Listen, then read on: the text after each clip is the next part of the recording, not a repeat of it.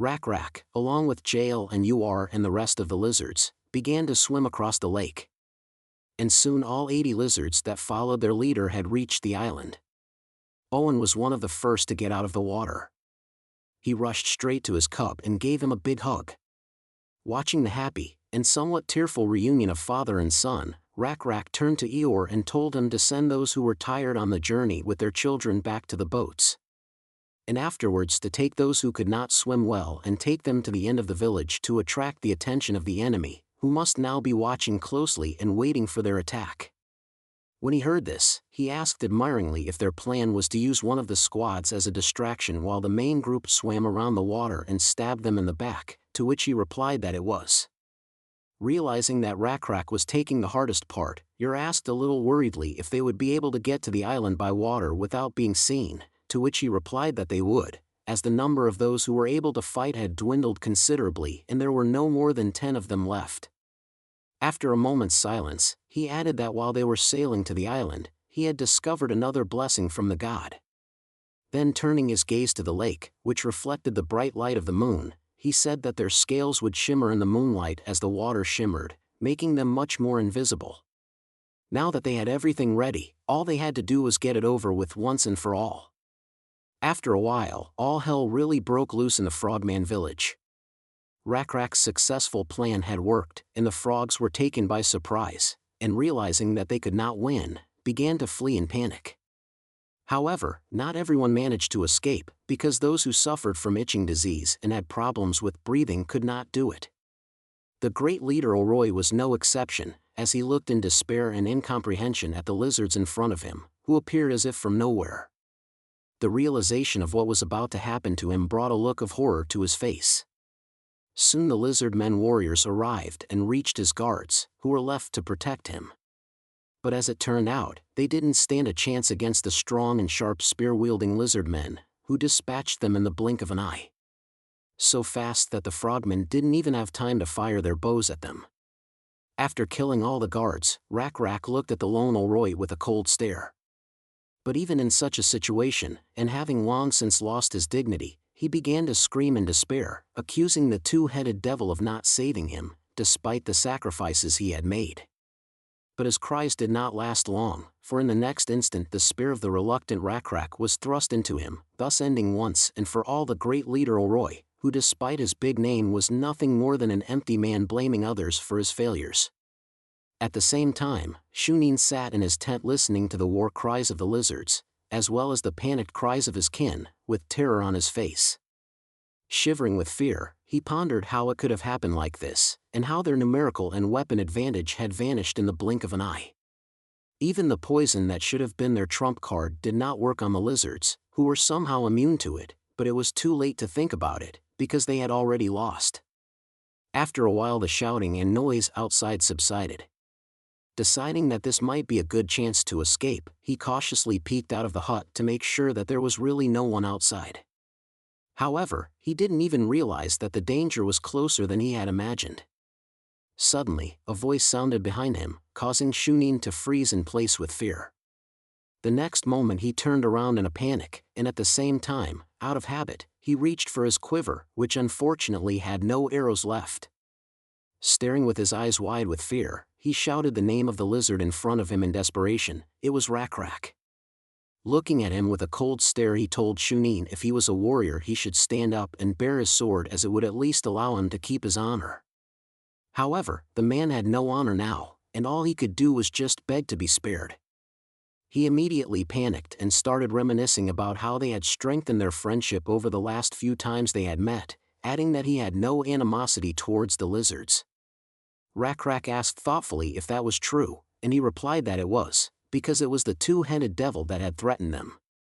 Seeing that the lizards still seemed unconvinced by his words, Shunin pointed to his bow in a panic, saying he would reveal its secret. To which Rak indifferently and coldly asked what the secret was. He immediately replied that it was the bowstring. And when the lizard asked him what the bowstring was made of, he replied with a playful smile that it was made of veins from the backs of frogmen. Rak, like Owen, was really shocked at what he had heard, and his face immediately darkened. Even though he had assumed that the bowstrings were made from some animals, he had never imagined that they were made from their kin. The next moment he asked Shunin, who was sitting in front of him with a smile on his face, what the bow itself was made of. The man, realizing what he was about to say, mumbled that it was from lizards. Shunin lowered his head and prepared to die, for he knew that after his words he would not be released. Rakrak heard the answer and replied in a cold and grim voice that he understood. Then opening the curtain at the entrance to the hut and looking out, he said that there were really no hard feelings between them, and he had already won a brilliant victory, so he accepted the deal he had offered. He then looked at Shunin and added that he was free to go. Shunin looked around warily and rose to his feet, still not fully believing that he was being let go. Not waiting for Rakrak to change his mind, he started to run away. Owen, who was standing next to Rakrak, asked him if he was really going to let him go. He took his bow and arrow and said yes. Then taking aim at the fleeing Shunin, he coldly added that all he needed was a moving target. Not long after the frogmen were finished, Rakrak's arrow whistled through the air. It hit the head of a bound, rotting, and long-dead frogman. Judging by the number of marks, it had long been used as a target for training. Now Rakrak was pleased with the result. His archery skills had improved greatly and their tribe had found a way to make bows as good as the frogmen. However, he just wondered if this was the best they could do. Even Owen, who had been watching the training, had noticed that the quality of this bow was just as good as the frogman's and its arrows flew just as fast and far. Rakrak explained to him that they had achieved all this by replacing the material of the bowstring with frogman tendons. But still, the lizards were physically stronger than the frogman and could pull the bowstring tighter and risk breaking such a bow, so they should have found stronger materials. Owen understood his desire for a better weapon, but he still reminded him that the bows made by the frogmen were the best that could be made in this forest. There just weren't any better materials here. That's true, Rakrak said, nodding. Then I guess we can't just stay in this forest, then. Owen was smart, so he assumed that the reason for this decision wasn't just to make a better bow, and that was indeed the case. Rakrak explained to Owen that he had learned from the stargazer that this forest area would become very cold as winter came. The lizards would become physically weaker, but would still be able to survive the winter by making fires and wearing the skin of other animals. The problem, however, was their pet water buffaloes. Rakrak knew that in nature, water buffalo go to warmer places to avoid winter and find places with enough grass. And to solve this problem, some of them will have to go to warmer places to breed water buffalo further. You may have noticed by now that Owen had a skull on his head that was different from those worn by Rakrak warriors. There were no warriors among the grayish-brown scaly lizards, but there were definitely those that had the right qualities and abilities to become warriors. Rakrak had tested and selected them himself, and Owen was one of the gray lizards who had become warriors after passing several tests. These new warriors insisted on using frogman skulls rather than buffalo skulls, and Rakrak allowed them to do so. Rakrak continued practicing and shooting at the target, hitting one arrow after another. Finally he asked Owen about the results of today's hunt. He replied contentedly that he and his squad had wiped out the remnants of the frogmen hiding in the forest nearby. And now, thanks to their carcasses, there would be no shortage of materials for making bows. Rakrak was pleased to hear that. However, Owen still couldn't forget what had happened in the village. How he and the other lizard men, blinded by hatred and rage, had pursued and killed the unarmed and begging for mercy frogmen. Nothing seemed to quench their thirst for vengeance. And their last victim that night was Shunin, who had betrayed his tribe and revealed its secrets, and then tried to escape. It was not a pleasant memory, and he was brought out of it by Rakrak's question. He asked Owen what was bothering him. Owen replied that he would like to have Shunin or Oroy's skull as a reward for helping him someday and asked that the skull not be damaged in training. Rakrak was fine with that and promised him that he would be sure to get his.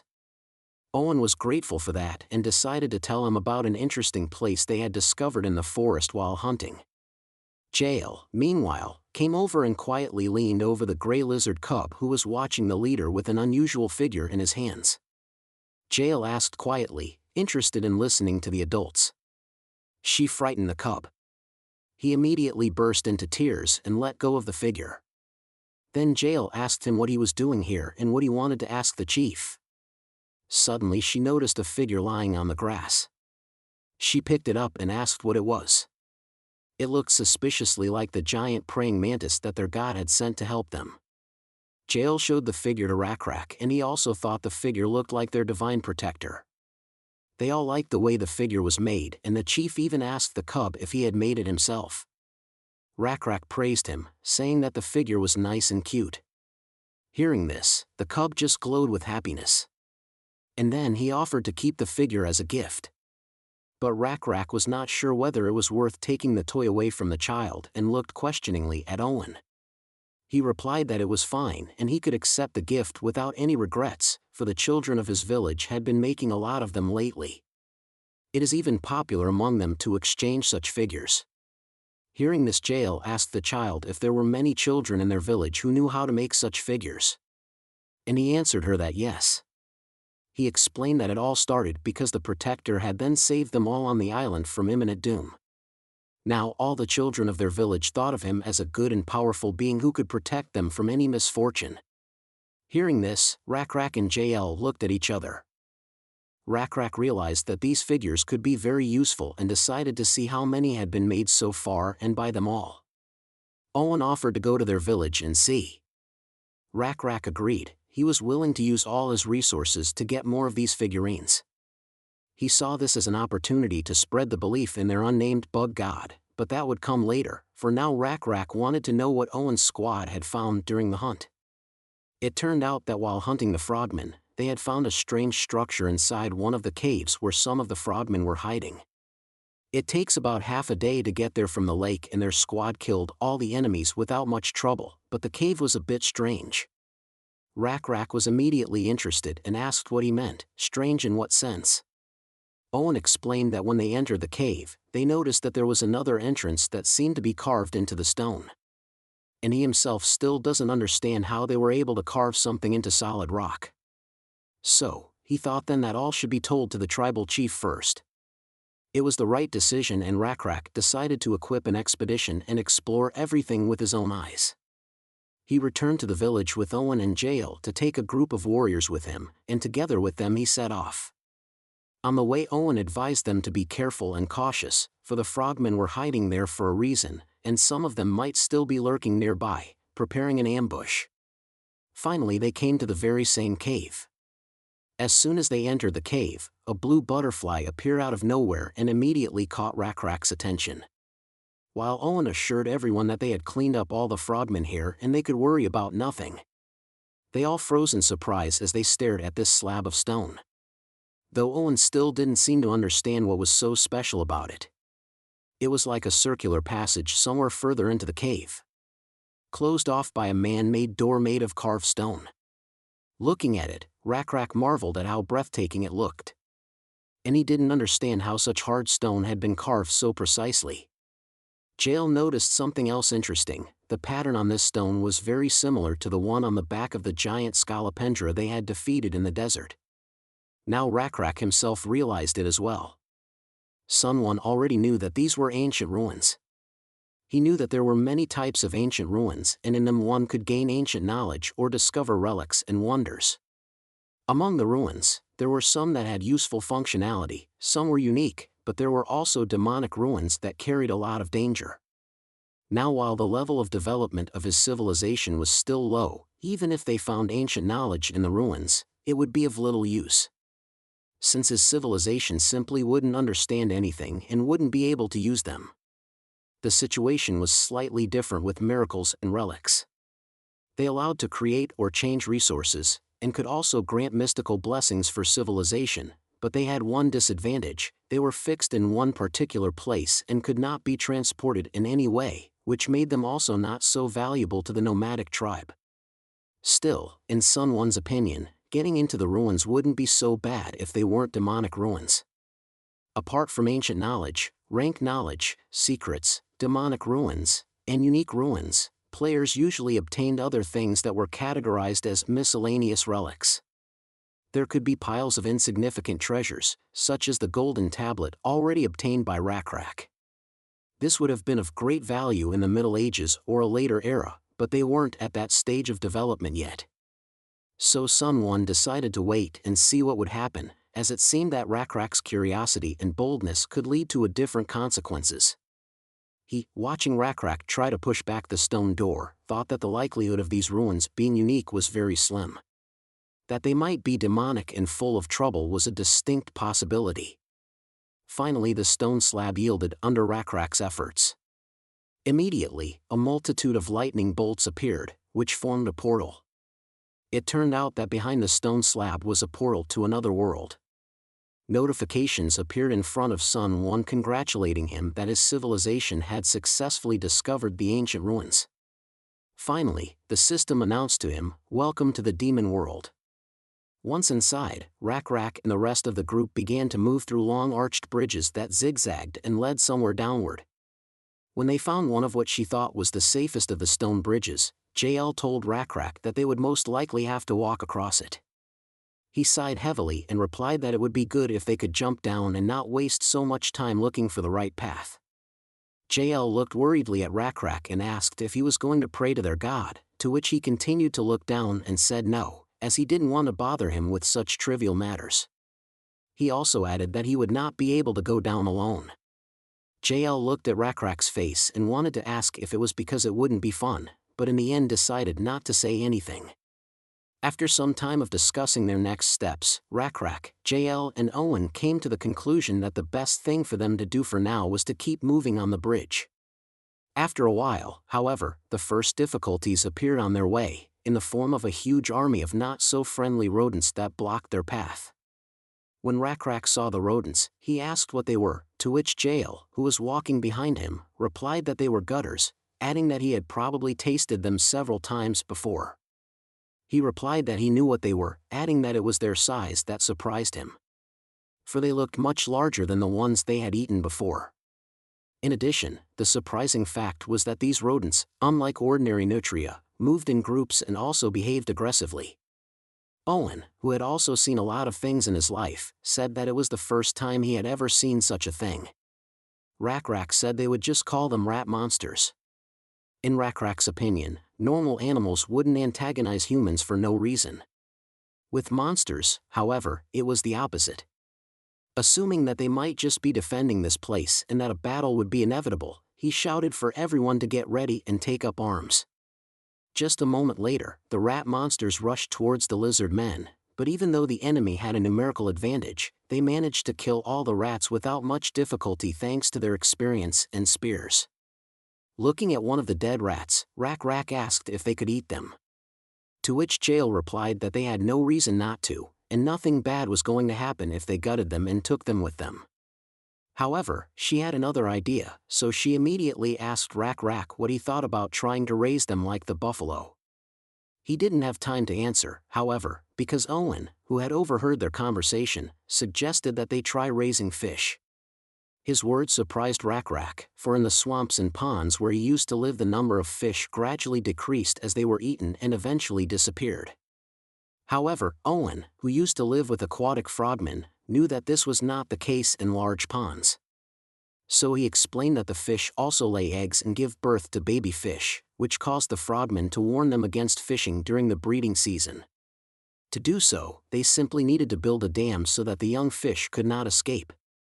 Rakrak realized that it would be very difficult for them to do this in a large and deep lake, but he did not say so out loud, as he thought their efforts would be worth it in the future. Suddenly, however, his thoughts were interrupted by a bright light and a scream behind him.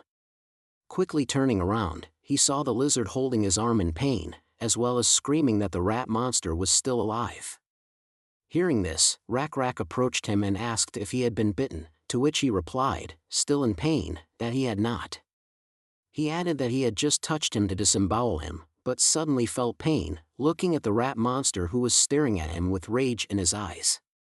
Rakrak decided to check it out for himself, so despite the others' warnings that it could be dangerous, he reached out to the monster. In the next instant, a bright spark formed at the spot where he touched it, followed by many small bolts of lightning that caused him great pain. Rakrak knew the concept of static electricity from touching furry skin in the winter, but it was too painful to compare to this, so he yanked his hand away sharply. Then holding his hand, he replied to the concerned Jael that he was fine. However, out of everyone present, only Sun Woon, who was watching what was happening, realized what it was. The system window that appeared in front of him reported that it was a nutria in a demonic state with the attribute of lightning that could deliver an electric shock to the opponent it touched. His worst assumptions had indeed come true, and it did indeed turn out to be the ruins of a demonic castle. However, this was not necessarily bad news. After all, if Rak along with his group managed to break through these demonic ruins to the end, there was a good chance that they would be able to obtain demonic power. Speaking of magic, acquiring it didn't make the owner a wizard right away. Acquiring it opened up the possibility of studying it. To use magic, one had to learn spells, and spells of this type required the study of ancient ruins, all kinds of ancient knowledge and magic. However, those who possessed demonic magic were powerful already because they possessed it. Moreover, it became stronger from generation to generation, which gave them the ability to create strong wizards in future generations. However, demonic magic had disadvantages, and all because in the perished world divinity and magic were in conflict. After all, magic originally came from ancient evil, not from the gods, and so if demonic magic was obtained, there would be penalties in obtaining faith points. Obtaining which at the beginning of the game would result in a lot of variables that could make it very difficult to progress further. At the same time, Rak, who was sitting near the corpse of a rat, heard a voice asking him if he needed such power, and the next moment he looked up and saw a bright light, which appeared to be coming from a transparent creature like a stingray, which was floating in the air. The creature turned to him again and tantalizingly asked him if it was not an interesting power, and then added that if he wanted it, he could always get it. The creature's words were interrupted by Jael, who turned to Rak and said that if things were bad, they could always go back, to which he agreed. Turning to the rest of the lizards, he ordered them to match the other rats, as well as check their weapons and prepare themselves. He turned back to the unknown creature and wondered if he was the only one who had seen it. The creature said that he could hear him if he spoke to him mentally. Rak immediately asked what it was. The creature replied that it was a spirit that protected the ruins, and that it was only seen by those with great power. Rak immediately thought that this was probably a lie. But this thought was not conveyed to the spirit, for deeper thoughts and feelings were not conveyed to it. Sun Woon, who was observing all of this, wondered if he should have warned Rak. After all, there was a magical combat spirit in front of him who would definitely try to seduce him.